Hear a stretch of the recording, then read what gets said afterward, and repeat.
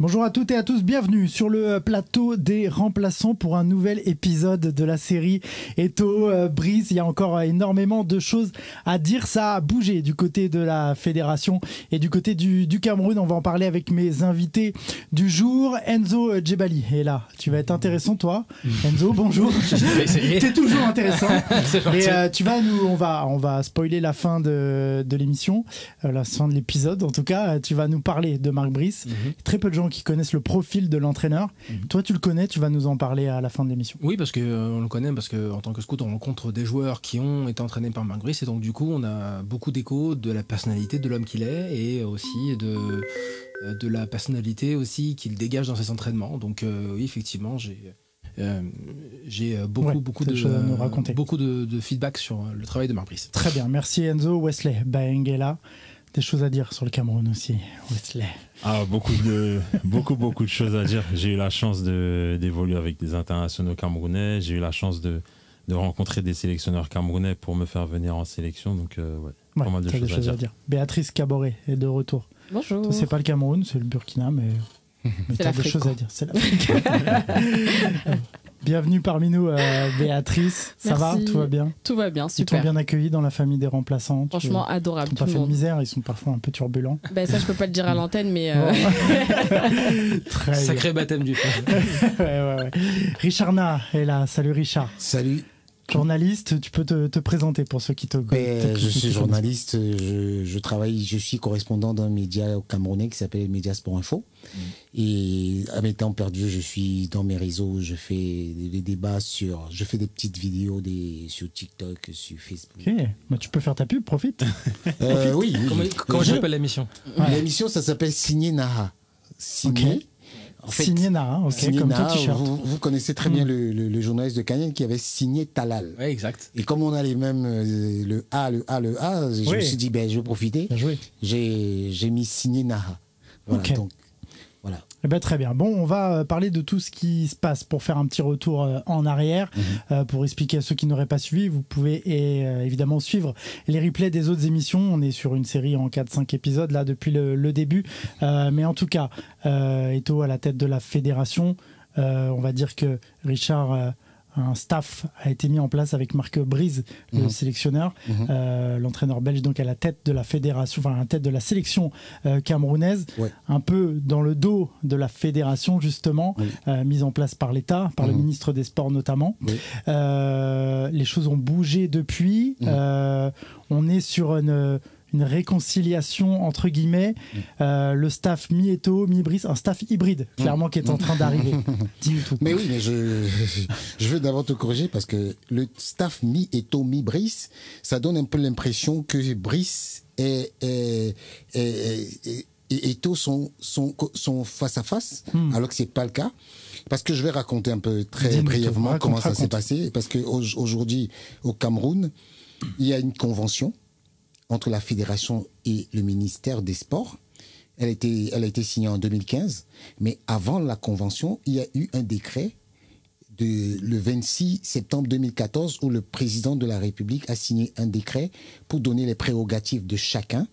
Et en l'article 9, il est bien dit que le recrutement d'un sélectionneur se fera sur la base d'un contrat signé par le président de la Fédération camerounaise de football, avec avis obligatoire du ministre des Sports, soit sur une mise à disposition de l'État.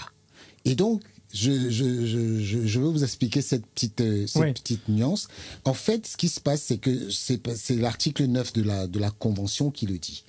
Et le ministre a outrepassé ses prérogatives. Jamais il est question dans cet article 9 que le ministre nomme un sélectionneur. Et comme au Cameroun, les autorités politiques ont l'habitude de transgresser les décrets, les lois, ils ont plutôt primé une convention au-dessus d'une loi, d'un décret. Alors que la hiérarchie des normes veut qu'il y a des lois, il y a des décrets et les conventions viennent après. Ah oui. Mais aujourd'hui, le ministre argue argumente en disant que non, la Convention lui donne le droit. Mais, je vais vous dire, un cadre du ministère des Sports m'a appelé, il m'a fait une confidence. Il m'a dit, si tu regardes bien le décret, il n'est jamais question que le ministre nomme. Mais cet article dit, le président de la Fédération camerounaise de football nomme par contrat avec avis obligatoire du ministre. Un avis obligatoire, c'est un avis. Je peux avoir. On peut être en affaires et je dois prendre je dois prendre une décision. Je te consulte, mais tu me donnes ton avis. Je te consulte obligatoirement, mais ton avis n'est pas prépondérant. Ton avis n'est pas prépondérant. Donc, l'avis obligatoire, justement, la fédération devait proposer un staff au ministère. Et l'avis n'était pas l'avis du ministère n'était pas prépondérant sur les choix de la fédération. Oui, donc, et le cadre du ministère m'a dit que la mise à disposition, c'est par exemple un agent de l'État. Si par exemple Samuel Eto'o souhaitait avoir un entraîneur, parce que en fait au Cameroun il y a des entraîneurs comme ici, il y a des éducateurs qui sont des fonctionnaires. Donc la fédération avait la possibilité, si elle le souhaitait, de demander au ministère des Sports. On a un sélectionneur qui travaille pour vous, dont on a besoin.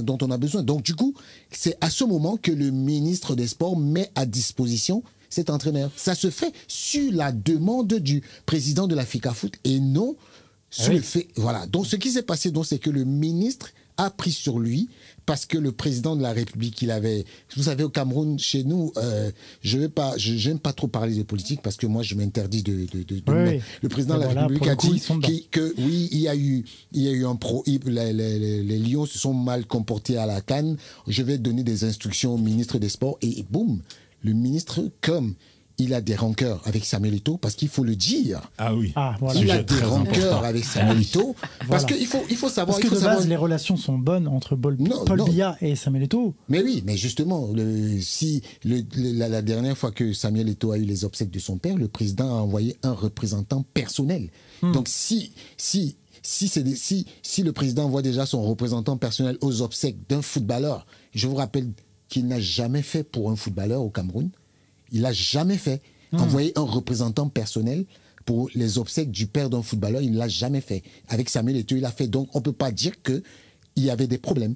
Donc, le ministre, il s'est saisi de ça, des rancœurs, et il s'est dit, boum, je vais sauter sur l'occasion. Et il est allé nommer un staff.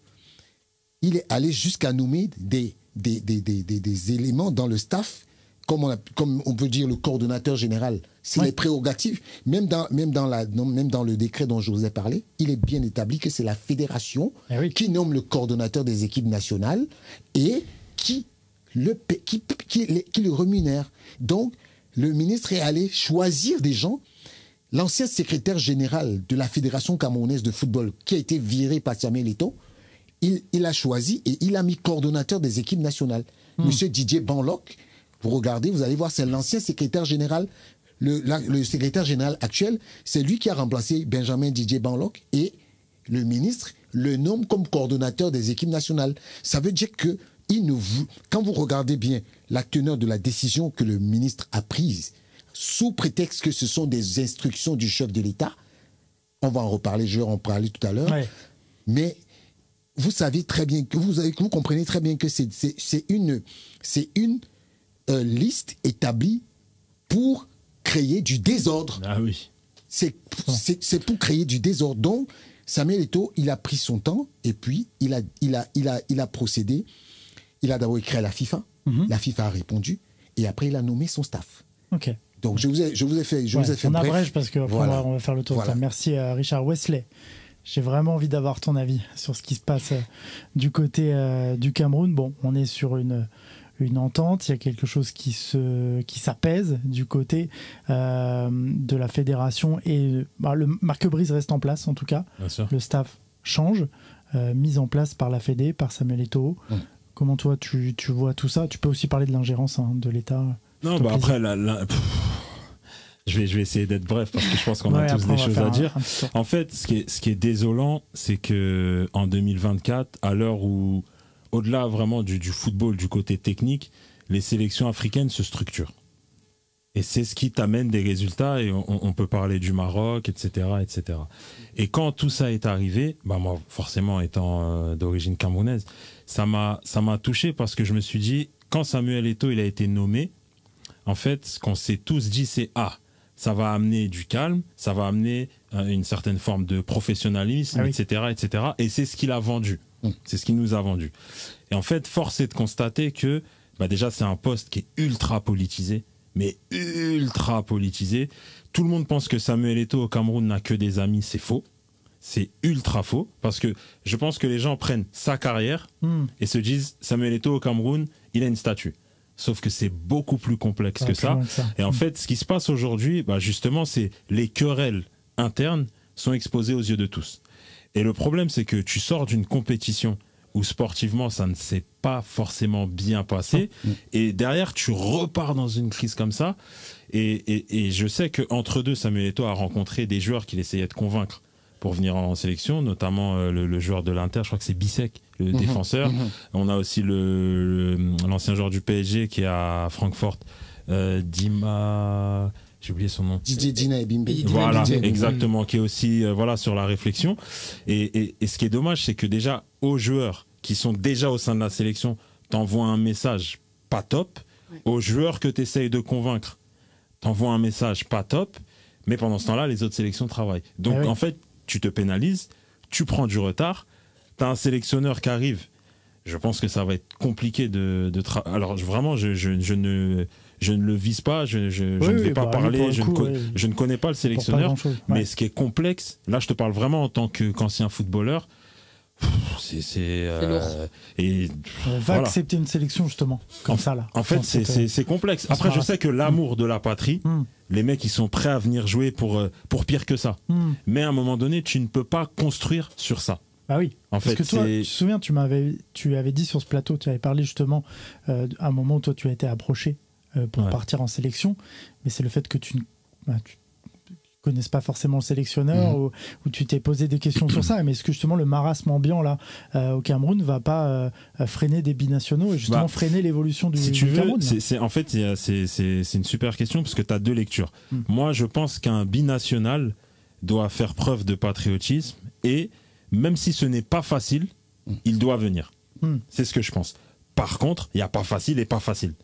Il n'y a pas facile et pas facile. Et là, c'est vrai que le message que tu envoies, les footballeurs, c'est très simple. On passe notre vie à se parler entre nous. Tu vas parler avec des binationaux maliens, sénégalais, etc. etc. Et tu compares.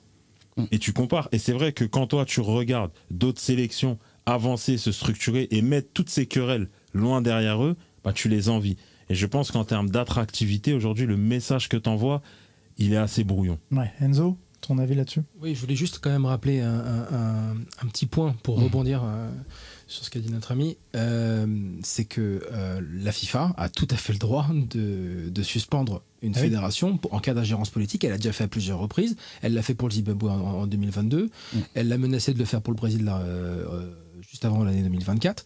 Elle l'a fait pour le Tchad. Elle l'a fait pour plein d'autres sélections. Elle l'a pas fait pour la France. Elle l'a pas fait pour la France, ça c'est encore un autre sujet. Mais ce que je veux dire par là, c'est qu'on est sur quand même quelque chose de sans précédent. C'est-à-dire qu'on n'a jamais eu une ingérence politique presque aussi explicite et sous nos yeux. On n'a jamais eu autant de silence de la part de la FIFA sur un sujet aussi touchy. Ce qui signifie quand même que cette règle de suspension de la FIFA pour ingérence politique, c'est bien facile quand les équipes n'ont aucune compétition à jouer. Oui. En revanche, quand là on commence à parler de sélections qui commencent à être importantes pour les enjeux continentaux, là la politique de la FIFA s'arrête et peut laisser faire les politiques dans l'ingérence de la fédération sans aucun problème. Je pense qu'il est là le point sensible, c'est qu'au final la FIFA qui avec cette règle voulait se montrer comme un contrepoids est en train de montrer sa faiblesse et c'est un vrai problème parce que ça montre de mauvais signaux pour la force des fédérations et pour leur indépendance. je vais te dire, elle n'a pas encore parlé. Elle n'a pas encore parlé, mais je vais te dire un truc. Richard, oui, je fais court parce que la Fédération camerounaise de football, elle a, par rapport à la convention et trucs, elle a écrit à la FIFA. Je sais, c'est pour ça que j'ai vu ça justement. La FIFA a exactement dit ce qui doit être. À ce niveau, tu peux pas dire que la FIFA, parce que moi je suis un anti-FIFA. Ils me connaissent même là-bas. Donc je suis un anti-FIFA. Mais pour une fois, la FIFA a protégé son membre parce que il était question de chercher à savoir qui dans la convention peut nommer le sélectionneur, et la FIFA l'a bien dit. Donc la suspension, c'est un peu parce que tu vas pas suspendre un membre. Non, mais c'est ce que je voulais dire par là en fait. Je l'ai dit en creux, mais est-ce qu'au final, pour lutter contre l'ingérence, la suspension n'est pas insuffisante, parce que c'est aussi protéger le Cameroun de ne pas le suspendre. Ah oui. Donc c'est ça que je veux dire, c'est que est-ce que justement il n'y a pas autre chose que du punitif pour pouvoir protéger de l'ingérence. C'est pour ça que je voulais dire ça en fait. C'est une limite. Ce système de punition sur l'ingérence gouvernementale, ça vient de montrer ses limites. C'est-à-dire que dès que maintenant il y a de l'ingérence comme ça, la FIFA a voulu protéger le Cameroun pour qu'il puisse continuer à faire sa compétition. Voilà, lorsque tu veux protéger une fédération et que tu veux pas la sanctionner, qu'est-ce que tu fais pour l'empêcher dans l'ingérence? Là, tu laisses la porte ouverte à d'autres. Exactement. C'est plutôt dans ce sens-là que je voulais poser la question. J'ai compris. Béatrice, j'ai envie d'avoir ton avis. Comment tu vois ça de ton œil extérieur? Mais aussi, j'ai envie de te poser la question sous un autre angle. Est-ce qu'on n'est pas en train de freiner justement l'évolution du football camerounais? Parce que Eto'o est arrivé avec des grandes ambitions, il en a parlé. Il voulait redorer le blason du foot camerounais. Il a commencé par structurer le championnat qui ne jouait plus. Il a fallu commencer par là. Parce que certains font un bilan négatif de Samuel Eto'o. Attention, il part de très, très, très loin. Il a déjà fait de très belles choses. L'équipe nationale est aussi en reconstruction. Est-ce que cette affaire ne va pas un peu freiner tout ça et donne une mauvaise image du travail, encore une fois, de Samuel Eto'o? Mais justement, c'est bien ça le problème, c'est que quand tu essayes de faire en sorte de faire évoluer les choses, faire évoluer le football en Afrique et notamment là au Cameroun, il y a toujours des histoires en fait qui viennent en pâtir. Et ça, c'est vraiment dommage parce qu'on n'arrive jamais à se sortir de là. Et je pense que notamment là, en ce moment, ils sont dans une période où ils essayent justement de reconstruire la sélection. Donc, ils partent avec Samuel Eto'o qui a des grandes ambitions, qui a une belle expertise, qui ramène pas mal de choses. En tout cas, dans le football, il est crédible. Et ça, personne ne pourra lui enlever. Et il devrait plus s'appuyer sur lui que d'essayer de créer des histoires en interne. Et là, quand tu veux reprendre une nation qui a la capacité, je pense, d'aller affronter des grandes équipes, de reconstruire, de trouver des bons joueurs, parce que Cameroun, on le sait, ils ont toujours eu des bons joueurs. Mais au lieu de se concentrer là-dessus pour justement aller affronter les autres nations, on se retrouve dans des histoires qui peuvent faire en sorte qu'il y a des binationaux, par exemple, qui vont pas vouloir y aller parce qu'ils vont pas avoir envie de se prendre la tête, parce qu'ils se disent on va y aller, mais bon, ils vont être dans leurs histoires entre les deux, on va se retrouver où, qu'est-ce qu'on va faire? Donc en fait, il faut vraiment qu'ils essayent de se baser et d'essayer vraiment de mettre le point là où il faut pour vraiment aller chercher ce qu'ils veulent dans le football. Je précise qu'on aura Giscard qui sera là, qui est un habitué et un spécialiste du football camerounais, donc on l'aura dans quelques instants au téléphone. Richard, vas-y. Mais justement, je voulais un peu ajouter de l'eau dans ton moulin. Samuel Eto'o a été élu le 11 décembre 2021, le 11 décembre 2021. En 2 ans, nous sommes en 2024. Là, nous sommes à 3 ans. En 3 ans, Samuel Eto'o a organisé 3 championnats. Ce championnat était l'ombre de lui-même parce que le précédent exécutif organisait le championnat qui commençait en décembre. Et au mois de mars, tous les clubs demandaient des subventions qu'ils n'arrivaient pas à payer. Et le championnat était arrêté. Et reprenait en septembre. Un championnat qui commence en décembre, qui s'arrête en mars et qui reprend en septembre. Où on va? Aujourd'hui, Samuel Eto'o est arrivé avec un programme. Il a bien dit, moi je veux redonner le football toute sa grandeur et je commence par le championnat. Et ça fait 3 éditions que le championnat est arrêté non-stop. Les subventions ont été triplées.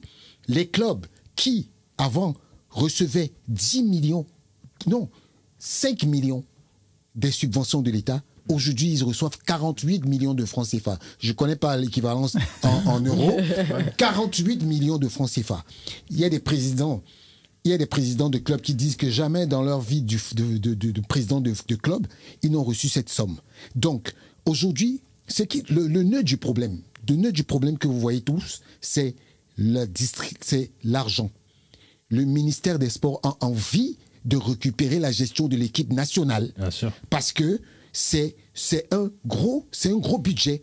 Et donc, ce ministre des Sports, il a des problèmes avec au moins 10 fédérations. 10 fédérations. Il y a la fédération de Nambudo, de boxe, de rugby. Il s'est même octroyé le privilège de nommer un comité de normalisation dans une fédération, alors que c'est une prérogative d'une instance internationale. Dans le rugby, il a fait. Donc, en fait, et Samuel Eto'o, aujourd'hui, quand vous voyez la presse, moi je le dis, je l'assume. Nous, les journalistes camerounais, c'est la honte. Bien sûr. C'est la honte. Je vous dis, parce que aujourd'hui, il y avait des journalistes à la fédération qui touchaient 150 € chaque semaine, donc 100 000 francs CFA chaque semaine. En un mois, ça faisait 400 000 francs CFA, environ 600 € par mois. Et donc, Samuel Eto'o arrive, il constate qu'il y a ça, et il dit, mais non, je ne peux pas payer des journalistes pour un travail qu'ils ne font pas. Je préfère mettre cet argent aux footballeurs qui vont toucher 200 000, près de 130 €. Bon, disons, mais au moins avec ça, ces joueurs peuvent... Moi, j'ai eu un témoignage dans mon live, un joueur qui m'a fait pleurer. J'ai pleuré après l'émission. Il dit, j'ai joué au Cameroun à Renaissance. Je touchais 250 000 tous les mois. Ça m'a permis de voyager pour venir au Canada. J'ai même acheté un lopin de terre pour ma famille. Ce que Samuel Eto'o fait pour nous, les footballeurs, jamais un président ne l'a fait. Et aujourd'hui, je vous dis, tout ce problème, c'est un problème d'argent. Mais bien sûr. Voilà. En fait, aujourd'hui, il suffit pour lire entre les lignes, c'est très simple. C'est très très simple. Tu as un ancien joueur qui, même déjà quand il était joueur, ouvertement affrontait le ministère des Sports. Oui. Ouvertement dénonçait ce qui se passait, etc. etc. Et ce n'était pas la guerre pour faire la guerre. Non, à un moment donné, le Cameroun a des joueurs formidables. Donc, il est tout à fait normal d'exiger une structure. On ne demande pas la lune, on demande une structure pour que les gars puissent évoluer sereinement. Les mecs, ils peuvent pas être en club toute l'année et à chaque fois, au moment d'aller en sélection, oh là là, qu'est-ce qui va se passer? Tu peux pas créer ça chez les joueurs. Et forcément, après, ça se traduit par des performances où les gars ne sont pas forcément très investis. Parce que les gens aiment bien chiguer sur les joueurs. Ouais, Anguissa, quand il est à Naples, Anguissa, quand il est avec la sélection, c'est pas pareil. Mais Anguissa, ce qui vit à Naples et Anguissa, ce qui vit en sélection, on n'est pas dans la même vie. Mais depuis que Samuel Eto'o est là, ça a changé. Oui, ça a changé. Mais ce que je veux dire, c'est que, en fait, aujourd'hui, on assiste à un règlement de compte. Clairement, on assiste à un règlement de compte entre le ministre des Sports et Samuel Eto'o. Et en fait, ce qui est fou, c'est qu'au final, avec tout ce brouhaha, ça fait de l'ombre au travail qui est réalisé. Exactement. Et moi, c'est ça qui me pose problème. Exactement. C'est qu'en fait, aujourd'hui, tu as quelqu'un qui travaille, qui fait des choses, qui essaye de faire rayonner le football camerounais, comme tu l'as dit, par rapport à la régularité du championnat, etc. etc. Mais tout ce que l'on voit aujourd'hui, c'est ce qui se passe avec Marc Brice. Et Marc Brice, au final, et tu vas en parler mieux que nous, lui, c'est juste un dommage collatéral. Ah oui. Au final, lui, il se retrouve au milieu, ça tire à droite, ça tire à gauche, et c'est compliqué. Mais lui, il n'est pas dans une bonne position au final, parce que comment lui va pouvoir réaliser un bon travail s'il sait qu'il est dans un climat qui est assez compliqué, où il est entre deux personnes. Tu vas nous parler de Marc Brice tout à l'heure, mais je vais vous parler un peu du cas Marc Brice, parce que Marc Brice, quand il est arrivé, il a été nommé par le ministre. Ok, et Eto'o après des réunions, il a consenti à travailler avec lui. Mais sauf que Marc Brice, il se comporte comme un garnement. Je suis désolé. Pourquoi tu dis ça? Je dis ça parce que Marc Brice arrive au Cameroun. Il ne rencontre pas le président de la fédération. Il cherche pas à rencontrer le président de la fédération. Il monte, il descend avec les agents du ministère des Sports. Il quitte le Cameroun, il vient, il fait le tour pour voir les joueurs sans l'aval du président de la fédération, parce que quoi qu'on dise, même si c'est le ministère qui t'a nommé, ton patron reste et demeure la fédération camerounaise de football. Oui, il n'a pas l'air de le voir comme ça en tout cas. Mais oui, mais justement, et il arrive, il va faire une conférence de presse pour faire une liste des joueurs sans l'aval de la fédération.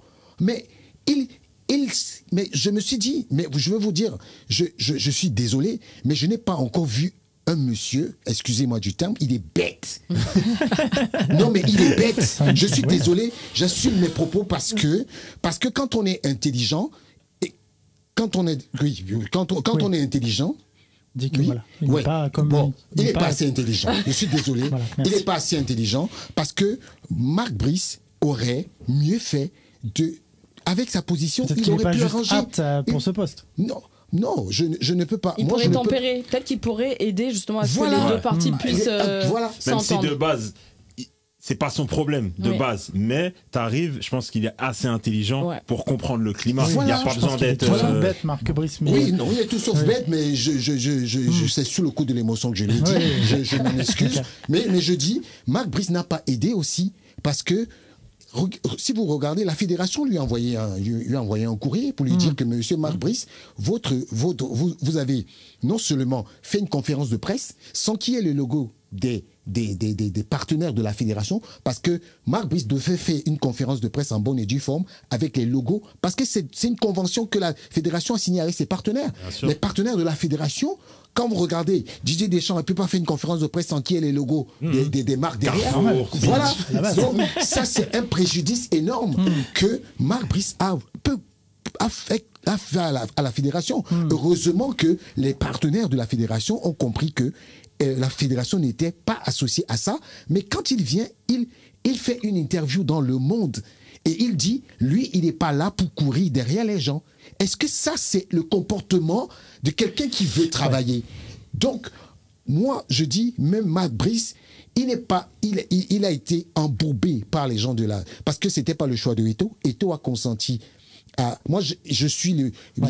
Hier, attendez, excusez-moi, je suis un peu long. Hier, il y a à Jeune Afrique qui a dit que, ouais, le président de la République a donné raison à Eto'o et tout. Moi, je l'avais déjà dit parce que moi, j'étais au courant de ce qui s'est passé.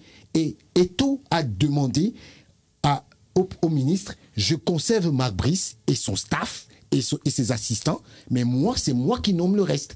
Et c'est là où le ministre n'a pas voulu accepter. Et aujourd'hui, le président a dit à Samuel Eto'o, tu fais ta liste et tu nous l'envoies. C'est tout. Ok, merci Richard, c'est très clair. On va juste après, je passe à toi Enzo. On a Giscard qui est là. Giscard Nono, tu es là Giscard? Apparemment non. Giscard, est-ce que tu nous entends? Edith Giscard Nono, le journaliste spécialiste du Cameroun. Alors j'attends. Oui, j'attends, on attend tous. Giscard, il se fait toujours attendre. C'est comme ça. Il a intérêt à venir avec du croustillant. Toujours Giscard avec croustillant. Giscard, faut envoyer, on veut le sang. Giscard, est-ce que tu nous entends? On a besoin de toi.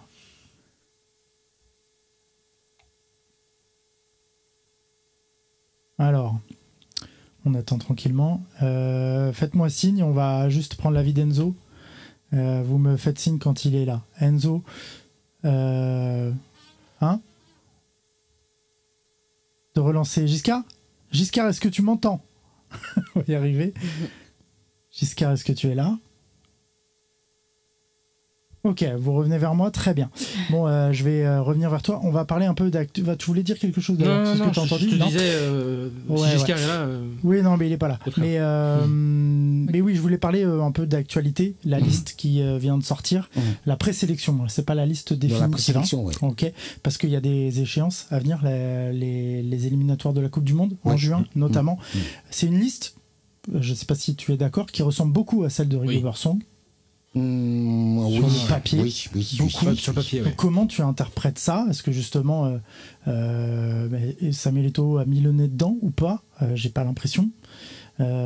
Et pour finir sur ce que tu viens de dire, je reste sur Enzo. Si tu veux que je parle de la liste, repars pas sur 20 minutes. Laisse-moi. Non, je repars pas sur 20 minutes. Ok, c'est bon, ça sonne. En tout cas, on est sûr que le téléphone fonctionne. Parce que... On a le bip du téléphone en retour. Ok. Enzo. J'étais très surpris de la liste quand même. Parce que surpris, voilà, moi aussi.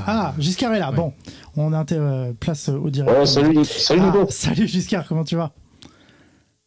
Ça va et toi? Ouais, très bien. Petit décalage. T'es loin ou t'es où?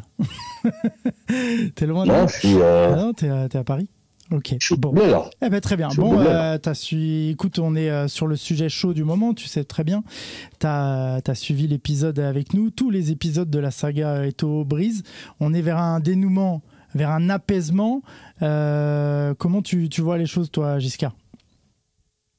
Écoute, j'ai espéré un moment que ça aboutirait à un dénouement, notamment hier à la suite de l'arrivée de Brice dans les locaux de la Fédération camerounaise de football, avec la photo officielle, etc. L'entretien qu'il y a eu avec le staff de la FECAFOOT, etc. En ce qui me concerne, voir le football camerounais dans cet état, dans cette turpitude, je considère que ça n'honore pas le Cameroun, malheureusement. C'est sûr. Les Camerounais ont heureusement pour eux d'autres priorités. Et la suite de cette histoire est telle que ça peut faire frémir plus d'un, puisque tel que cela s'annonce localement, le ministre a pour ferme intention de faire appliquer ce qu'il considère comme étant les hautes instructions. C'est-à-dire que malgré la présence de Marc Brice au sein des locaux de la FECAFOOT lundi dernier, il compte faire maintenir le staff qu'il avait validé premièrement. Oui, mais là, il y a un staff qui a été mis en place par Samuel Eto'o, du coup. Donc, tu penses que ça va pas s'arrêter là? Oui. Non, ça va pas s'arrêter là. Ça va pas s'arrêter là, malheureusement. Tel que c'est parti, nul pour l'instant ne pourrait dire avec certitude quelle serait l'issue finale. Alors, le véritable nœud gordien serait simplement de savoir quels sont les soutiens que Samuel Eto'o aurait pour pouvoir continuer à adopter la position qui est la sienne. Parce que ce qui est certain, il faut se le dire, c'est que Samuel Eto'o n'irait jamais contre la décision du chef de l'État. Oui. C'est-à-dire que s'il s'y oppose, c'est parce qu'il a sans doute la certitude ou la conviction d'une certaine manière que lorsqu'on parle de haute instruction du chef de l'État, c'est l'heure. Mais comment démontrer à l'opinion qu'il a tort ou qu'il a raison? Est-ce que la voie qu'il utilise, c'est la meilleure? Ou est-ce qu'à un moment, celui qui est censé siffler la fin de la récréation va prendre son sifflet pour arrêter tout cela? Donner raison. Est-ce que Paul Biya l'a pas déjà un petit peu fait en tranchant dans le vif, en gardant Marc Brice à la tête et en confirmant le staff de Eto'o? Est-ce qu'il veut pas un petit peu apaiser? Et après, Richard Naha te répondra.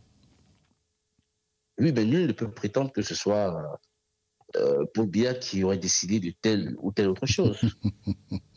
Je pense que tant qu'il n'y a pas de... mais en attendant, tant qu'il n'y a pas de communication, tant qu'il n'y a pas de communication officielle de sa part, je pense qu'il faudrait... Il est conseillé, dans notre contexte, de ne pas se prononcer.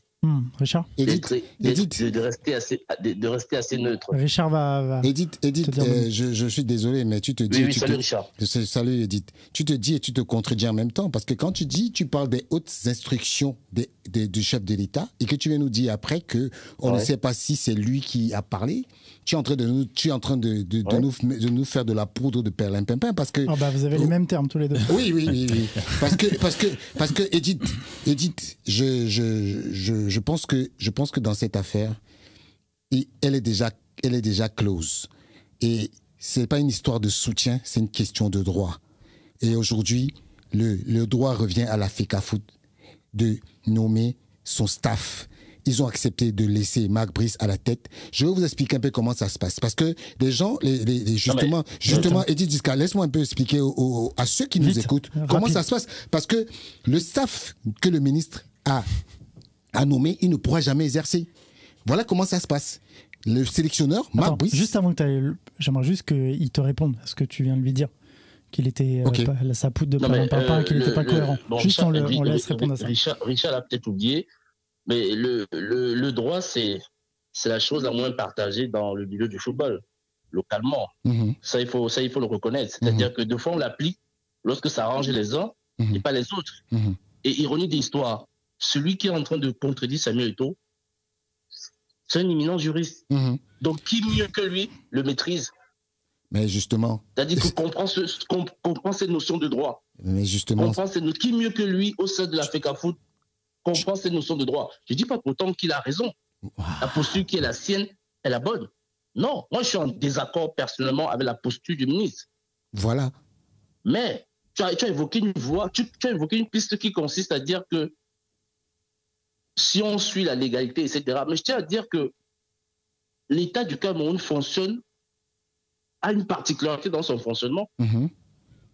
Samuel Eto'o peut recevoir des pressions qui l'amènent à tout abandonner. On ne sait pas à quel moment, on ne sait pas de quelle manière. On est au Cameroun, il ne faut pas perdre cela de vue. Discar, ce que tu dis, tu sais que c'est faux. C'est faux. Tu chantes. C'est faux, c'est faux. Richard. C'est faux. Et je vais vous dire quelque chose. Vraiment, il faut qu'on soit sérieux. Edith Discar, je t'ai vu déjà sur ce plateau et tu n'étais pas sérieux. Et je veux que tu sois sérieux. Cher frère, il faut que tu sois sérieux. Je vais t'expliquer comment ça se passe. Le staff du ministre ne pourra jamais s'asseoir. Je vous explique. Laisse-moi finir pour qu'on édifie les auditeurs, parce que c'est pas une discussion entre toi et moi, parce que les discussions on en fait tous les jours au téléphone. Donc du coup, c'est pas, je connais tes arguments. Aujourd'hui, le staff du ministère ne peut pas s'asseoir sur le banc de touche. Je vous explique très simplement. Marc Brice, il a fait sa liste et normalement. Mais on est d'accord. Écoute, laisse-moi. Attends, je finis. Je finis, Giscard. Le décalage, ça va rendre fou les gens. Edith Discar, je finis. Marc Brice a fait sa liste. Normalement, les règles demandent qu'il donne cette liste à son team manager, qui regarde administrativement si les joueurs ont les cartons, si c'est conforme, s'il y a des joueurs qui ne sont pas suspendus pour que le Cameroun joue et qu'il n'y ait pas de réserve à porter. Et le team manager, écoute, on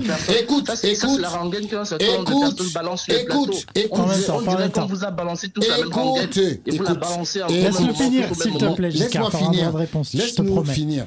Justement, le team manager envoie au coordonnateur des équipes nationales qui s'arrange à acheter des billets d'avion, pour tout ce qui est logistique et tout. Il envoie les convocations. Non, pas les convocations. Les convocations, le team manager, lui, dès qu'il a la liste, si la liste est validée, lui, il cherche à avoir les correspondances des billets d'avion et tout. C'est par exemple un joueur. Okay. Si par exemple, Choupo-Moting va jouer son dernier match à Augsbourg, il va partir de là-bas pour, et s'il doit dormir à l'hôtel, il va s'arranger à tous les joueurs sélectionnés un parcours. Et maintenant, le coordonnateur, lui, prend cette liste, il envoie au secrétaire général. Le secrétaire général fait les convocations. Il envoie les convocations au club. Et laisse-moi finir. Dès qu'il envoie les convocations au club, non, personne ne connaît ça. Personne ne connaît ça. Et maintenant, c'est qui se passe. Attends. Je viens au fait. Si c'était aussi évident que tu le dirais. Edith, quand le secrétaire général, quand le secrétaire général a la liste, quand le secrétaire général a la liste de tous les joueurs, il envoie cette liste avec l'encadrement technique à la FIFA et forcément la fédération va envoyer sa liste de ses encadreurs, ceux qui l'ont nommé à la FIFA. Par conséquent, les gens qui seront habilités à rentrer et à rester sur le banc de touche seront ceux dont le nom sera sur la liste. Et donc, par conséquent, tous ceux que le ministre a nommés ne pourront pas s'asseoir. Non, oui, Edith, je t'écoute. Vas-y. Allez, Edith, fais-toi plaisir. Tu sembles bien une chose. Le football, les associations... Va vite, s'il te plaît. Allô? Non, vas-y. Continue. Allô? Continue. Tu nous entends? Ouais, vas-y. Je disais simplement que les associations appartiennent à l'État. Quelle association appartient à l'État? On a vécu cela également. Laisse-moi terminer. Non. On a les associations, la fédération, l'association on a vécu également cela avec la Fédération espagnole de football, pas pour le même type de problématique, mais lorsqu'il y a eu un souci, malgré tout le COMEX, c'est-à-dire que les soutiens de l'ancien président de la Fédération espagnole après le baiser qu'il a fait à une joueuse, l'État est entré en jeu pour destituer le président, malgré tout le soutien du football espagnol. C'est faux. Ouais, c'est faux. C'est pas l'État. Heureusement, c'est la FIFA qui a c'est pas la même chose. C'est la FIFA qui a suspendu le président. Laisse-moi terminer, Richard. Non, c'est la FIFA qui a suspendu le président. Laisse-moi terminer. Oui, je t'écoute. La FIFA a suspendu à la suite de la pression qui avait été mise par l'État espagnol. Il n'y a pas eu le choix, là. La Fédération espagnole, était en désaccord. C'était pas prononcé par rapport à cela. C'était le gouvernement El Gobierno espagnol. C'est pour dire que quoi, quand on se retrouve dans une situation où l'État s'oppose à la fédération, comme le cas actuel, Richard, malgré tout, comme l'État a un poids beaucoup plus considérable que la fédération, la FIFA serait d'une certaine manière amenée à donner raison à l'État. Mais c'est vraiment incroyable qu'un journaliste comme toi le dise. Mais monsieur, tu sais que la FIFA interdit l'ingérence de l'État dans les fédérations. Oui, mais alors pourquoi il confirme Marc Brice? Mais justement, c'est dans un souci d'apaisement que... Ah bah oui, c'est dans un souci d'apaisement. Et du coup, ils acceptent l'ingérence. Mais non, la fédération... Richard, l'ingérence de la FIFA...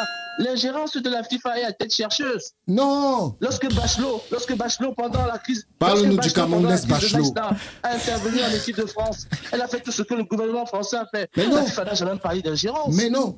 Parle-nous du Cameroun, pas de Bachelot. On pose des actes beaucoup plus légers. La FIFA parle d'ingérence. Mais Edith Ziska, ce que tu oublies, je vais te rappeler ça, peut-être que tu ne le sais pas. La Fédération camerounaise de football est une association de droit privé. Et elle bénéficie. Elle bénéficie d'un agrément.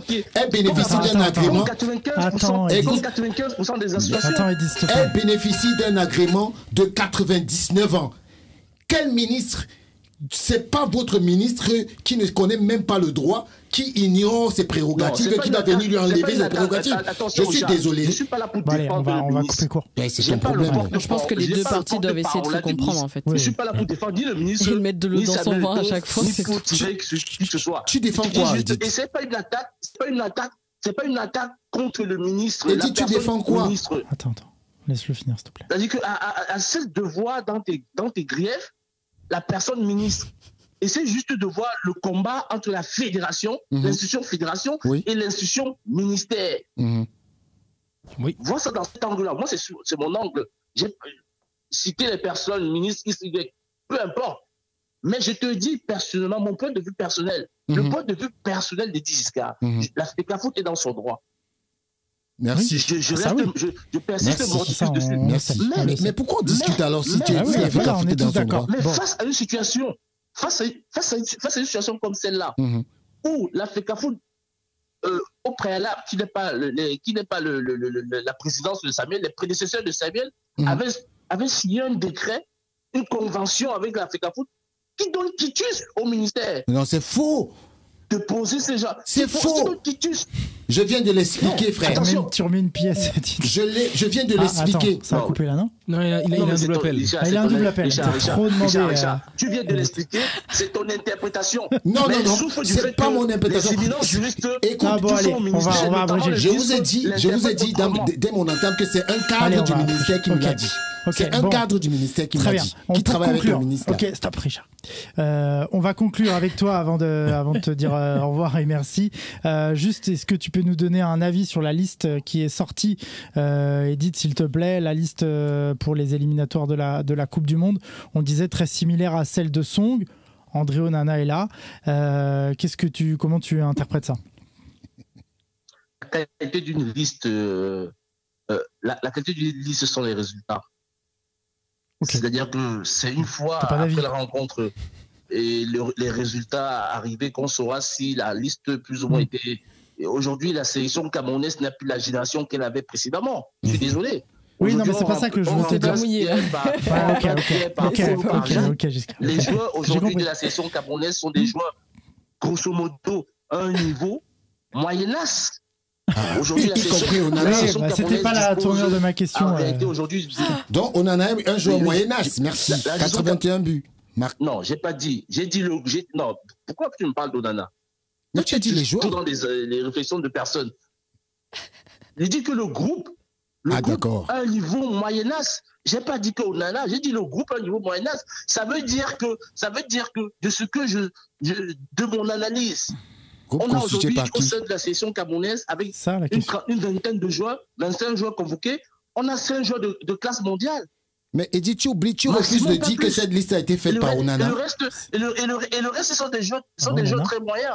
Eddy Giscard. Donc, quand vous avez 5 joueurs de classe mondiale, avec autour des joueurs très moyens, je suis désolé, le résultat va être au bonheur à la chance. C'est pas possible. Non, évidemment. Merci, Edith. Non, Richard. Les trucs sur Onana, on s'en fiche. On n'en parle pas. Ok, merci Giscard. Merci beaucoup pour ton avis. Merci à toi d'avoir été sur. À bientôt, les gars. Bientôt. Merci beaucoup. À bientôt. Ciao. Merci beaucoup. Ok, on revient à la réalité. Tout le monde va bien. On apaise tout ça. On conclut. Donne-moi ton avis sur tout ça. Après, on fera un petit portrait de Marc Brise et comment tu vois ça, cette liste aussi qui semble très proche de celle de Song. Est-ce qu'une fois on va à l'encontre de Samuel Eto'o, est-ce qu'on le défie encore un peu du côté de Brise et de la... Moi personnellement, je pense que la solution c'est qu'il y a 2 parties, donc clairement on l'a vu, et qu'il faut qu'en fait chacun essaye de collaborer avec l'autre, même s'il y a des désaccords. Mais pour essayer d'avancer, vu qu'il y a vraiment eu de l'huile sur le feu, pour essayer d'apaiser, tout le monde est obligé de faire un pas vers l'autre, en fait, tout simplement. Ouais. Donc je pense que c'est la meilleure des solutions, et je pense également que le sélectionneur va devoir faire la même chose, surtout qu'il a un poste où il peut essayer de tempérer tout ça et essayer de réunir les 2 parties justement en disant si vous voulez qu'on arrive à avoir des objectifs plutôt positifs, faut qu'on aille tous dans le même sens, et je pense qu'il lui doit pas prendre parti et essayer au contraire d'essayer de rassembler les 2. Ouais, pour conclure, Wesley, cette liste proche de celle de Song, encore une fois. Oui. C'est un défi. J'ai pas encore parlé de la liste. Oui, je sais. Si je te lance, on fait 3 heures d'émission.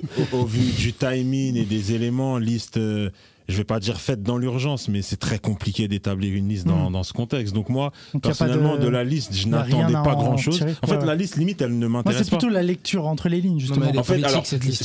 Voilà, exactement. Ça se voit. Vu le contexte, vu le timing, tu peux pas te mouiller, tu peux pas faire trop de nouveautés. Donc je pense que malgré tout, c'est une liste qu'on essaye de tempérer un peu. Je dis bien un peu.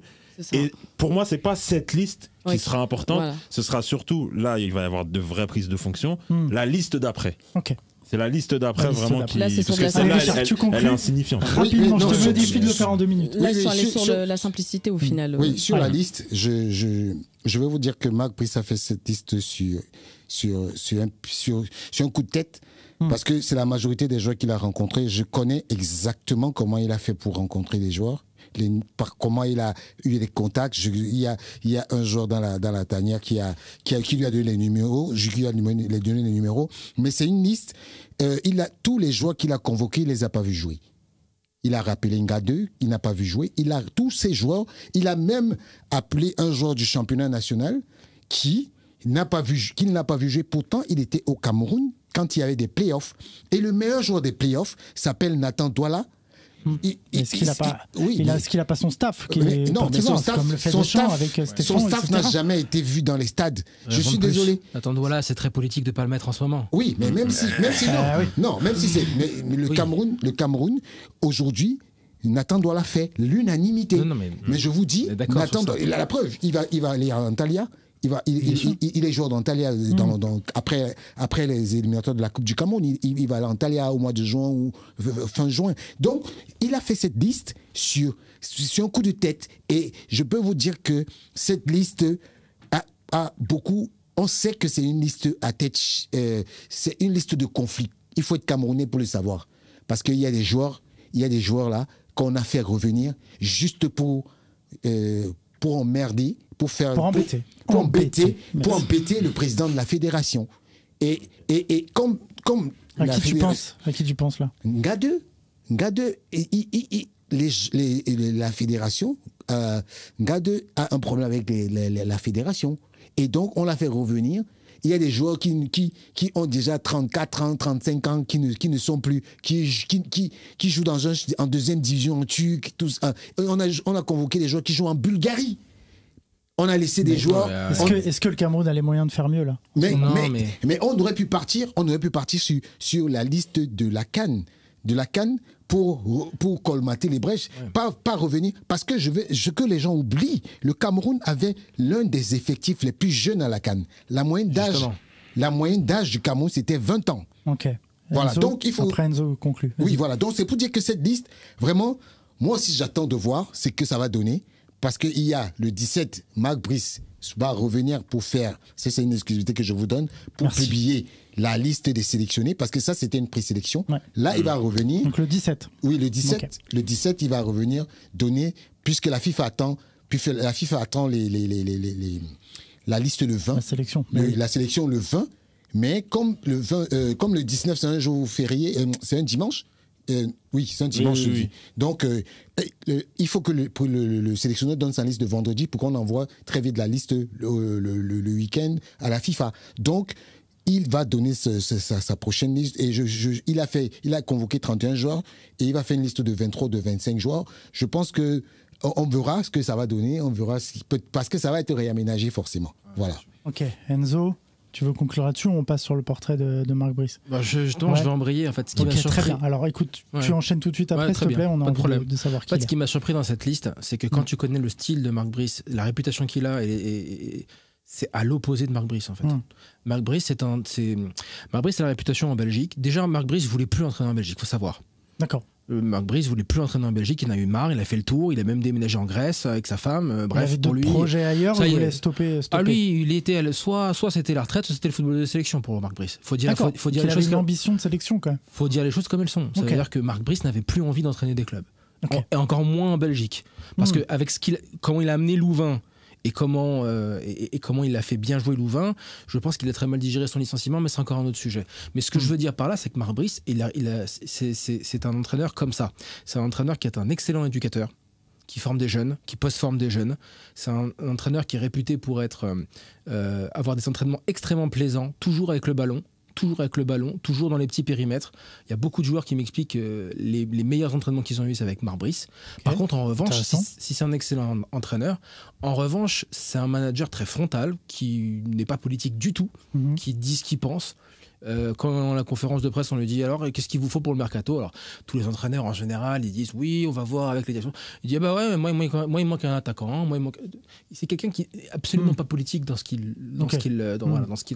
comment il est en fait, très très brut en fait, et donc c'est d'ailleurs pour ça qu'il a fait beaucoup de clubs, parce que c'est quelqu'un qui n'est absolument pas un manager, c'est quelqu'un qui est un excellent éducateur, entraîneur, et tous les joueurs par lesquels qui sont passés par Marc Brice ont dit mais j'ai les meilleurs entraînements que j'ai eus, c'était avec Marc Brice, c'était exceptionnel, on jouait petit peu. Oui mais d'accord, ça c'est le football de club. Il y a le management aussi qui compte. Non mais ça c'est football de club. C'est du temps à mettre en place un projet collectif. Ah oui. Donc je sais pas comment ça va s'adapter dans un football de sélection. C'est vraiment un point d'interrogation. Que je n'ai absolument pas la réponse. Là, tu parles on se pose cette question sur le foot. Ouais. Le management, on le sait aussi que c'est très important en sélection. Donc là, ça fait un peu peur, non? Non, mais en fait, moi, j'essaie de transmettre ce que je sais. Oui, bien sûr. Et là-dessus, je sais pas, ça peut passer comme cassé. Mais ce que je veux dire par là, c'est que sur la liste, sur les joueurs qui constituent Marc Brice, à Louvain, c'était 23, 24 ans, 25 ans de moyenne d'âge. Là, on est beaucoup plus âgé. Ah oui. Donc c'est pour ça que j'arrive pas à comprendre cette liste.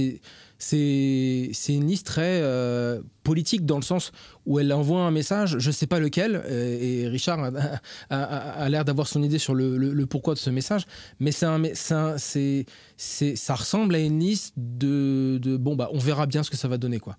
Et par rapport à la situation actuelle, c'est dommage, parce que comme Marc Brice est un bâtisseur dans le jeu, cette liste n'est pas une liste de bâtisseurs dans le jeu. Voilà. Ah oui, est-ce qu'il a eu le temps de travailler là-dessus, de bâtir? Il vient d'être intronisé. Sur la liste, encore, on n'a pas l'impression. Trimballé entre la Fédé et l'État. Ça se voit que non. Forcément, non. On voit que c'est une liste tranquille, quoi. On revient sur le fait qu'ils sont focalisés sur des choses en dehors du terrain. Complètement, t'as bien raison de le dire. C'est bien ça le problème, justement, parce que là, tu essaies de remettre en place une sélection pour aller affronter des gros événements. Et au final, on est là en train de parler de politique, de guéguerre, en fait, alors que le focus, il doit se faire sur le terrain. Ce qui se passe dans le foot, c'est ça, en fait. C'est le terrain le plus important. C'est fait à dessein. Moi, je dis ça. J'ai l'impression qu'on perd du temps. Du coup, et là qu'on a un profil d'entraîneur qui, au final, paraît intéressant, on a envie d'observer ce qui va se passer, mais il a l'air d'avoir besoin de temps. C'est un éducateur, tu l'as dit, un bâtisseur. Là, on perd du temps. Parce que ce qui est dommage, c'est que avec ce que dit Enzo, le fait d'avoir un bâtisseur, tu peux même aller au-delà de la sélection et impulser quelque chose auprès des académies. Tu peux aller plus loin parce que entraîner une sélection, t'es pas pris H24 pendant 12 mois. Ce n'est pas vrai. Donc, hors rassemblement national, tu peux aller voir un peu ce qui se passe chez les jeunes, etc. Parce que, des conseils. Voilà, on parle beaucoup des... Excuse-moi, pour aller dans ton sens, je te donne de l'eau dans ton moulin. Bâtisseur dans le jeu, mais il faut être bâtisseur aussi dans le management, parce que c'est pour ça qu'il a fait beaucoup de clubs avec en général, c'est 1 an et demi, sa moyenne à Marc Brice. Donc, c'est bien d'être bâtisseur dans le jeu, mais aussi pour justement aller vers les fédérations, aller vers les équipes de jeunes, aller voir le championnat, dans la formation, donner de la structure, de la formation. Il Il faut aussi être donné de soi. Parce que là, en plus, ce qui est bien, c'est que tu pourrais, avec ses compétences à lui, et tu l'as énoncé tout à l'heure, la régularité du championnat aujourd'hui. Donc, il y a un featuring qui est possible. Il y a un featuring qui est possible. Là, on perd du temps. Il y a les éliminatoires pour la Coupe du Monde qui arrivent. Et la Coupe du Monde, c'est the rendez-vous. C'est sur ça qu'on va juger la sélection camerounaise. Mais là, si déjà on perd du temps pour ces petites querelles-là, tu vas arriver... Parce qu'aujourd'hui, il faut le dire, en Afrique, il n'y a plus de petites nations. On l'a vu là sur la CAN, il n'y a plus de petites nations. Si tu vas jouer contre le Cap-Vert avec une préparation à l'envers, ils vont te cartonner. Si tu vas jouer au Malawi, n'importe où, tu vas perdre. C'est plus comme avant où tu te dis, bon, ces matchs-là, ça va, je suis le Cameroun, etc. Et encore une fois, le Cameroun se compare, et c'est normal, aux grosses nations, mais aujourd'hui, sportivement parlant, t'es pas avec les grosses nations du football africain. Et c'est très dur à encaisser. Moi, je sais pas si je suis objectif quand je dis ça, mais en tant que qu'ancien joueur originaire du Cameroun, ça me fait mal ce que je vois. Mais je veux dire un truc. Je vais conclure. Marc Brice a beaucoup fait l'actualité, mais je pense que si tout ça s'arrange, il peut être surpris. Hugo Bross, quand il est arrivé au Cameroun, personne ne le connaissait. On a vu ce qu'il a fait d'ailleurs avec l'Afrique du Sud. Voilà. Bien sûr. On a vu exactement. C'est l'exemple à prendre. Avec des joueurs locaux. Voilà. Et il a fait, justement, c'est-à-dire qu'il a fait une liste, il est allé à la CAN, il a gagné sa CAN, et regardez comment il joue avec l'Afrique du Sud. C'est quand même demi-finaliste de la Coupe d'Afrique. Donc, c'est pour vous dire que tout mon propos n'est pas de salir l'image de Marc Brice, mais c'est de dire que il doit venir faire son travail et travailler avec les gens qu'on met à sa disposition. Il ne doit pas rentrer dans les querelles entre les dirigeants, et c'est ça et seulement ça qui va le sauver, parce que aujourd'hui le Cap-Vert, c'est une équipe qui soit elle nous gagne, soit on fait match nul. L'Angola pareil. Donc c'est 2 équipes qui nous ont toujours menacés, qui ont toujours menacé le Cameroun dans les confrontations. Donc aujourd'hui il a un gros défi face à lui. Et s'il ne prend pas la pleine mesure du défi qu'il a en face de lui, ça va être très difficile. Donc pour moi, le conseil que je veux donner à Marc Brice, c'est qu'il se départisse de toutes ces querelles. Il va voir la fédération, il travaille avec la fédération. Ceux avec qui on lui a demandé de travailler, qu'il travaille avec eux, parce qu'il sait très bien que c'est la fédération qui a les cartes en main. Et voilà, et puis il va... Et peut-être que on le critique aujourd'hui, c'est lui qui peut te donner la CAN 2025. Voilà, voilà. Béatrice, pour conclure. Je voulais juste te dire qu'au-delà du football au Cameroun, pour moi c'est une nation qui est quand même assez importante et qui peut être une belle vitrine en fait pour le football africain. Et ça c'est très important, et c'est pour ça qu'au final je pense que ça touche pas mal dans le continent de personnes, et que ces querelles, faudrait vraiment qu'ils essaient de les stopper, ou en tout cas éponger tout ça, parce que les grosses compétitions comme la Coupe du Monde, c'est justement des pays, des grosses nations comme le Cameroun, en fait c'est sur eux qu'on compte en fait pour donner une belle vitrine en fait sur le football africain, et pour faire évoluer justement tout le foot. Exactement. Juste Enzo, un petit mot pour vas-y, conclure. vas-y. On a parlé de l'Afrique du Sud, c'est un excellent exemple parce que justement, l'Afrique du Sud s'est appuyée sur le travail de Rolani Mokwena, notamment au Mamelodi Sundowns. Et ça me permet de faire ce pronostic pour le Cameroun parce qu'au final, il y a quelques similitudes quand même de parcours par rapport à comment était l'Afrique du Sud auparavant. Donner un peu d'espoir aux Camerounais. Mais ce que je veux dire par là, c'est que je pense que si le Cameroun veut essayer de s'inspirer d'un modèle, aujourd'hui c'est sur le modèle sud-africain, et donc j'insiste et je persiste et signe, si le Cameroun veut avoir des résultats, il doit s'appuyer sur de la technique du pays, pas forcément sur Benicino, sur le Cameroun. Si le Cameroun veut avancer dans le bon sens pour la CAN 2025, c'est sur le Cameroun qui doit s'appuyer, pas forcément sur les joueurs de l'Europe. Que ce soit sur les techniciens et que ce soit sur les joueurs du championnat aussi. Et c'est pour ça que mettre en place un championnat et un travail fédéral stable et rigoureux, c'est ça qui amène vers les résultats sur le long terme, et parce que ça rejaillit de manière vertueuse. Donc voilà, c'est ça que je pense, et que le Cameroun regarde ce qu'a fait l'Afrique du Sud, et tu as très bien parlé, et qu'il voit que c'est un chemin vers les résultats. Peut-être pas la victoire, mais au moins les demi-finales. Ok. Bon, merci à tous, c'était très intéressant. Au buzzer, on va passer au quiz maintenant. Allez, de retour sur le plateau des remplaçants. Après le feuilleton Eto'o Brice, on va se détendre un petit peu. Oui, il va nous casser, Enzo, il est déjà chaud.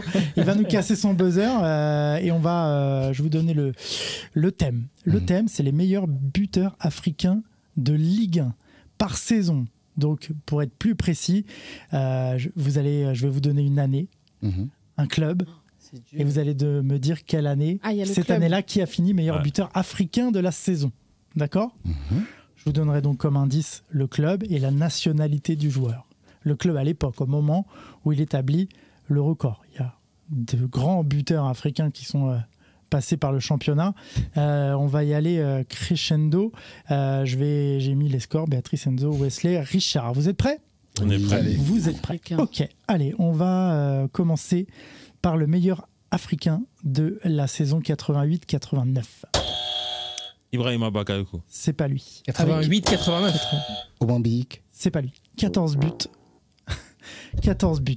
Il joue en Ligue 1 à Monaco. Si je vous donne ça. Georges Weah.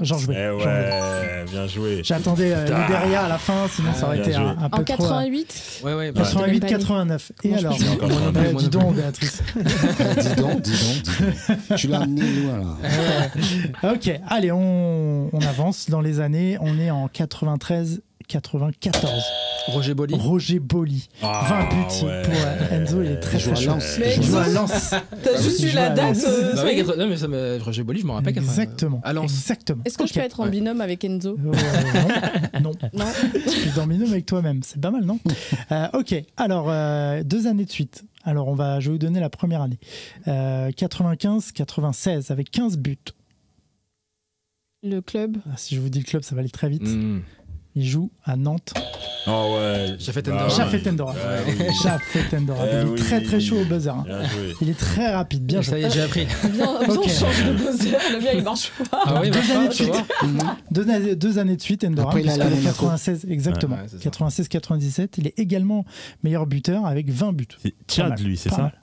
Tchad, exactement. Tchad, exactement. Ok, on avance. On arrive à la saison 97-98. 16 buts pour un joueur de Monaco. Victor Ikpeba. Énorme. Enzo, non, mais tu lui as donné. Je te jure que non. Tu lui as donné ta fiche, c'est pas mon complice. Je vous jure que non. Allez, Enzo, on passe. Il va tout droit. 80. C'est Victor. Juste l'année d'après. Donc Victor Ikpeba, 16 buts, pas mal aussi. 98-99. 15 buts pour un joueur du Stade Rennais. Stade Rennais. Chabani Nonda. Bien joué, ouais. Je l'avais. Je l'avais. Figurez-vous qu'il finit meilleur buteur africain 4 saisons de suite. 4 saisons de suite. Quel joueur avant 15, ça, 16, 12 et 26 buts en 2002. Et puis José Cabral, Pierre Fanfan. Exactement. Quel joueur Congo. Chabani Nonda. Exactement. Allez, on enchaîne avec l'année, on avance petit à petit, on se rapproche de 2024. 2003-2004. Didier Drogba. Mais pour une fois que j'ai il va enfoncer le buzzer dans la table. T'avais buzzé. On va taper direct. Mais Ah ouais. Dès que il a commencé chaud. Dès qu'il y a un truc là, faut appuyer. t'as juste dit 2. Bah mais c'est l'année où il fait une finale. Drogba. Là, c'était la seule réponse que je pouvais vous avoir. Non, t'en auras d'autres. J'ai confiance en toi. Tiens, 2004-2005, 13 buts pour un joueur qui est à l'époque à Saint-Étienne. Pierre-Emerick Aubameyang. Non. Oh non, Pascal Fendouno. Pascal Fendouno, il s'envole avec 6 bonnes réponses. Enzo, voici 1, Richard et Béatrice 0 pour l'instant. Ah bah là, moi je... ouais, il était très Enzo, chaud, la très, question très n'a même pas commencé qu'il a abusé. Ah donc... oui, allez, 2005-2006. 14 buts pour ce joueur qui évolue au LOSC. Peter Odemwingie. Peter Odemwingie. Ah, faut taper Bien vite. joué. Ah bah ouais. Parce que lui, Joueur du Nigeria. Lui il est trop chaud. Ah ouais, faut buzzer avant que j'ai commencé presque. Bah oui. Ok. Allez, 2006-2007, 12 buts pour ce joueur qui joue à l'époque au Mans. Ah. Vite. Non. Ah non, je suis en Jean-Marie fou. Kendry. Non, c'est pas lui. Non, le Gabonais là, Daniel Cousin. Non, c'est pas lui. Il n'est pas gabonais. Il n'est pas gabonais. Dri. Non, il est guinéen. Le Mans. Eric Moulongui, non. Non, c'est pas lui. non, Ah, il y a un petit suspense pour une fois. Guinéen. Béatrice, tu l'as pas Ah celui-là bah, comme par hasard, Attends, le suspense. Non. C'est pas celui qui était à Marseille là? Moi, c'est ça que Non. Attends, non. Rappelez-vous les Guinéen. maillots là. Les fameux maillots du Mans. Je le vois très bien dans cette tenue. 2006-2007, 12 buts. Il est de Guinée. Vous le connaissez en tout cas. Ah, je crois que je me trompe. Non, il est pas guinéen. C'est Seignon. Si, il est C'est pas guinéen. Cessignon. Non. Non, il est pas gagné. C'est Non, pas Seignon, il est Cessignon. pas- Togolais. Non, je sais pas. Alors, T'as pas tu peux pas nous. Attends. vous Non, voulez mais un peut-être autre que je indice vais lui donner un indice, il va le trouver Ouais, direct. oui, c'est ça. Attendez, je vais aller parcourir son Guinéen, Le Mans. historique. Au Ok. Mans. C'était quelle année Guinée-Conakry, on est d'accord. Hein. Ouais. Oui. C'est Guinée-Conakry. Oui. Il a joué à Nantes. Il a joué au Stade Rennais. Guinéen. Ouais. Il a joué à Al Nasser. Il a joué au Dynamo de Kiev. Il a joué au Gazélec Ajaccio avant Le Mans. C'est qui ça? C'était quand, t'as dit 2000 combien? Alors, lui, 2006? je l'ai pas. Vous l'avez pas celui-là? Attends. Kaba Diawara? Non, c'est pas lui. Ouais, c'est vrai. On le connaît? C'est pas lui. Oui. Bah, je pense. Sinon, vous me faites peur un peu. Non, mais après, c'est pas le joueur ok, le plus ok. connu, mais Non. il a été connu à Nantes pour une affaire de transfert qui a dégénéré. Hein? Non. Bah, je vous le dis. C'est Ismaël. Ah, si. Ismaël Bangoura. Ismaël Bangoura. Ismaël Bangoura. J'allais appuyer, mais non, de toute façon, on l'a pas trouvé, donc ouais, c'est j'allais pas appuyer. c'est Quand pas t'as dit la grave. fin de transfert, j'allais te dire Ismaël, Bangoura. Ismaël. Ouais, c'est bon. Bangoura. C'est pas grave. Exactement. C'était pas le plus simple. Ouais. Mais bon, il a eu son petit. Mais 12 buts quand même cette année-là. J'ai oublié qu'il était 2006-2007. guinéen, dis-toi. Ouais, exactement. 2007-2008 avec 18 buts. Il joue à l'OM. André Ayou. Non. 2007-2008. 2007-2008. Il joue à l'OM. Il joue à l'OM. Ah oui. 2007. Oui. Non, mais non. Bah non. C'est un joueur qui a fini meilleur buteur du championnat tout court. Pas que Je africain. suis un fou, moi. Mamadou Niang. Mamadou Niang, bien Ah sûr. oui, quand même. Wesley, quand il dit je suis un fou, c'est qu'il sort la bonne Ah réponse. oui, bien sûr. Le ça, Sénégalais Mamadou évidemment. Niang, Évidemment. qui le Bah, sera bien sûr. également en 2009-2010. Bien sûr. Meilleur buteur du championnat avec 18 buts en Ouais, 2009-2010, bien bravo. sûr. Ok, allez, on avance dans le temps. 2008-2009 avec 13 buts. Oh, je suis deg. Il joue à Bordeaux. Oui, tu peux le dire. 2008, Non, 2009. Ok. Kaba Diawara. Non. Kaba Diawara. Je l'ai. Marwan Chamak. Marwan Chamak, Chamak, excellent, ouais. la remontée. Il est plus qu'à 2 points, attention, Ouais, il je fais remonte. attention, Il remonte, il est très, Quand je tape comme très ça, chaud. là, Oui, c'est... je sais que t'as bon. Ok. 2011-2012. Ah non, il y en a un autre. 2009-2010. Donc 2009-2010, c'est Mamadou Niang qui est Ouais, là avec 18 buts. exactement. Attends, il est prêt à Ensuite, buzzer. et t'as vu comment il suit 2010-2011 avec 25 buts. Il est Ah ouais. meilleur buteur du championnat tout court. Oh. Oh. Il joue à Lille. Ouah, c'était Non, très chaud. Je sais pas, vas-y. Moi, je l'ai, c'est bon. La régie, Non, mais vas-y, la régie. je suis... Non, tu l'avais pas. Non, parce que j'ai mélangé. Enzo. Moussasso. Moussasso. Ah oui. Bien Bien joué, Enzo, qui reprend 3 buts d'avance. On va parler en but, on est chez les remplaçants. Ok, Ah bah, moi, on je suis part. vraiment. Oui, mais tu vas ouvrir ton compteur. 2011-2012 avec 16 buts. Je vais dire le club. L'AS Saint-Etienne. Pierre-Emerick Pierre-Emerick Aubameyang. Aubameyang. Ah oui, c'était un Les Gabonais. 2 années de suite, meilleur buteur africain. Ligue 1, Non, mais désolé. l'image elle est sortie hier Bah ouais. parce que là il était joueur africain Alors, cette année. Bah ouais. Donc, l'image, Là, elle est les gars, sortie il y hier, a, je comprends. et la fille, pardon, parce que je tiens l'habitude d'avoir les garçons. Il y a 2 possibilités. Donc, Pierre-Emerick Aubameyang, pardon, lui, en 2012-2013, c'est lui. Donc là, on passe en 2013-2014. Ils sont 2. Donc, si vous m'en donnez 2 un de Africains ceux-là, 2 Africains, à être co-meilleur buteur africain de la saison, Quelle année, avec excuse-moi 16 buts. Quelle année 2013-2014. Les 2 sont en tête du classement des buteurs africains. Il y en a un qui joue à Lorient, l'autre à Lille. Vincent Aboubakar. Vincent Aboubakar, Bravo. t'en as un. Bravo. Il en reste un. Il joue à Lille l'autre. L'autre joue à Lille. Osimhen, C'est pas Osimhen. C'est pas Osimhen. C'est bien tenté, mais c'est pas Osimhen. Koné, C'est pas Koné. Il est ivoirien. Keita. C'est pas Keita. Boubacar Keita, non. Non. Ivoirien à Lille. Ivoirien à Lille Kader Keita, qui finit. Oui, c'est ce que j'ai dit. Et il Et finit Keita. meilleur buteur avec. C'est celui que j'ai dit. Non, c'est pas lui. Oui. C'est pas lui. Alors. À il est Lille, à t'as Lille. dit. Hein. Ouais, exactement. Il est à Rodem Lille. Wingui, on l'a dit déjà. On a le droit Ouais, il est d'un appel ivoirien, à un surtout. ami ou pas Non, Il est tu ivoirien, peux appeler surtout. Giscard, mais Ivoirien. il a joué à Chelsea notamment. Kalou, Bah Salomon oui, Kalou. Salomon, Ah oui, ah bien sûr. oui. Ah, Salomon je Kalou. pensais à des buteurs, je suis bête. Bah Non, oui. Salomon Bah oui, c'est Kalou, vrai. Wesley qui Je l'avais revient oublié. à 2 buts. On avance dans le temps, bien joué. Donc Aboubakar et Kalou, 2013-2014, 16 buts, tous les deux, pas mal. 2014-2015, il est à Saint-Etienne. Merde, non, c'est bien que j'ai pas. Même ton buzzer n'a pas voulu. Ah.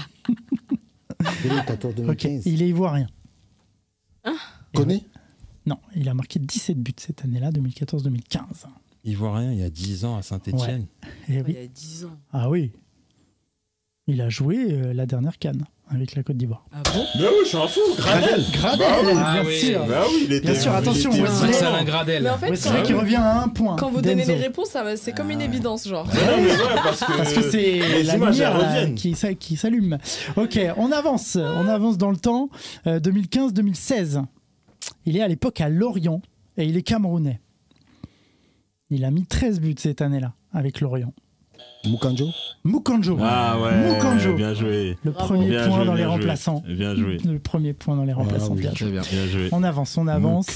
Celui-là est pas simple. 2016-2017. Montpellier. C'est un joueur du Bénin. Cécilien, Steve Mounier. Steve Steve Mounier. Mounier, ouais. Excellent. Non, c'est Fallait Steve, le ouais. chercher. Fallait aller chercher Steve Mounier. 14 buts cette année-là. On arrive. 2017-2018. Il est à Angers. Il marque 17 buts. Non, c'est trop long. Non. Cameroun. Vincent Aboubakar. Bah C'est oui. pas lui. Bah non. Non. Non, non, non, Angers, Ah non. Angers. Non. À Angers. Au SCO d'Angers. Euh... SCO d'Angers. Punaise, on dit. J'ai pas honte. On dit punaise. Baoken. Ah, non, ouais. non, non. Non, Non, non, non, non. Mais non, mais oui, Toko Ekambi. Toko Ekambi. Ah oui. Il revient un petit point. Un petit point. C'est pas fini. On avance, on va accélérer. Ok, on arrive en 2018-2019. Mm. C'est un buteur du LOSC. Il est ivoirien. Il a mis 22 buts cette Koné. année-là. Non, c'est pas Koné. C'est pas Koné. Losk. Oui, il est Nicolas au LOSC. Pepe. Nicolas Pepe. Ah oui. Il reprend 2 buts C'est ça le d'avance. truc. Il a tellement floppé. Attention parce qu'il reste plus que après, on a 3 oublié. joueurs. Ouais. Il reste plus que 3 C'est vrai joueurs à trouver. qu'après, il est. Ok. 2019-2020 avec 13 buts. Il joue au LOSC. Victor Osimhen. Victor Osimhen, ça y est. Bon, il reste plus que 2 réponses. Ce sera la victoire d'Enzo. On va finir quand même le quiz. 2020-2021. 15 buts pour un joueur de Montpellier. Mais ça- C'est trop long. Non, non, non. On non, enchaîne. non. Comment il s'appelle Moi, je pense sur Montpellier. Belanda. et tout Je peux ça. même vous dire que l'année d'après, il est de nouveau meilleur buteur africain. Mais cette fois, à Nice. Non. Terramofi. Ouais. Non, c'est pas lui. Ah, mais non, il c'est est pas lui. à Montpellier. C'est pas lui, c'est pas lui, c'est pas Bah lui. non. Comment il s'appelle Montpellier le et joueur Nice. Quelle nationalité? Ah, mais je suis en France. Algérie. Oui, Delors. Mais il a pas donné la nationalité. Hein? J'ai pas donné la nationalité. Algérien. Tu n'as pas donné la nationalité. J'ai pas eu le temps, mais il a bien. Bon, bah c'est le dernier. Le dernier à trouver. 2022-2023. On remet tous les points en jeu. Ouais. But en or. 20 buts cette année-là. 2022-2023. Pour un joueur de Strasbourg. Ibrahima Traoré. Non, c'est pas lui. C'est un Sénégalais. C'est un Sénégalais. C'est un Sénégalais. Habib Diallo. Habib Diallo. Victoire d'Enzo, bravo. Tranquille. Ouais, Habib Diallo. J'ai tout donné à Enzo. Moi, j'étais en binôme avec Enzo. Oui, victoire de Béatrice, bravo. Victoire de Béatrice, bravo. Bien joué, bien joué. Ouais, je remercie Béatrice pour qui m'a aidé. Travail d'équipe. Ça, tu vois, le Cameroun doit s'inspirer de ça. Travail d'équipe. Moi, j'étais là pour distraire l'adversaire pendant que, tu vois, et c'est ça, mais travail d'équipe. le Cameroun n'est pas inspiré par le travail d'équipe. Ça en donnait de l'espoir. Le Camerounais. Bon, merci à tous d'avoir été autour de la table pour le sujet. Merci Richard d'avoir été là. Merci de m'avoir invité. T'es bienvenu quand tu veux pour parler de l'épisode. Il n'y a pas de souci. J'ai juste un problème avec le titre. Les remplaçants, moi je suis pas remplaçant. Moi, je suis titulaire. C'est les remplaçants de luxe ici. Enzo, merci à toi d'avoir été là. Merci pour nous avoir éclairé sur Marc Brice. Je pense que tu as informé pas mal de monde. Ben oui. Et c'était très intéressant. Merci beaucoup. C'était vraiment intéressant. Wesley. Voilà, toi, ça y est, tu es là de plus en plus. On est content de t'avoir avec nous. Merci, Wesley. Remplaçant titulaire. Un remplaçant titulaire. Voilà. Ça va être ma phrase, ça. Et on finit par Madame Béatrice Caboret. Un plaisir. Merci, Béatrice. En plus, j'ai gagné au quiz, donc je suis franchement, ça y est, on mettra ton nom dans le palmarès. Merci.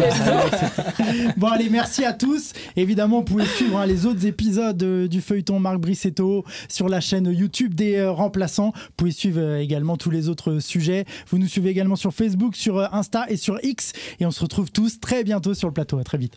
Ciao. Ciao. Au revoir.